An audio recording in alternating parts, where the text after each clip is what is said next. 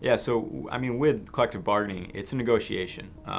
With the players, with the league, there's definitely there has to be a little give and take. We're not going to get everything we want, but with that, we have our priorities set. We know what we want and what we need, and what's going to help drive the league forward, and that's what we're really focused on. Collective bargaining is a hugely player-driven effort. Every MLS team has 3 members that are elected, voted on from their teammates to represent their team in collective bargaining. One of those is a voting member. All those voting members then vote for 7 players to be on the executive board for the MLS Player Association. So that comes to being around 100 guys around the league that are involved. We created the 7-player executive board.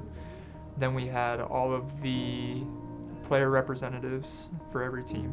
But then we formed the 3-person bargaining committee on each team who would communicate directly with the Players Association and the e-board about specifics, and then we would delegate that down to the rest of our player pool.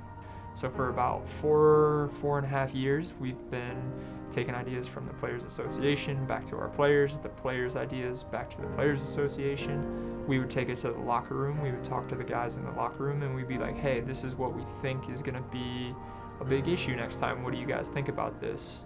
Or we would talk like amongst ourselves and we'd say, what do you think can be better in the league? What do you think can be better in our locker room? And then we would take that back to the Players Association. I think it's really important for the league to hear what we have to say as players. I think players have a good understanding of what can drive the league forward from our standpoint. As players, we can see what improves the play on the field. We can see it firsthand. Each and every year, some things work, some things don't, and so I think that's really important that they should know. The players do care about the league and how we are moving forward. We're looking at this and saying, how can we grow soccer in America? How can we get global attention for the sport here in the U.S.?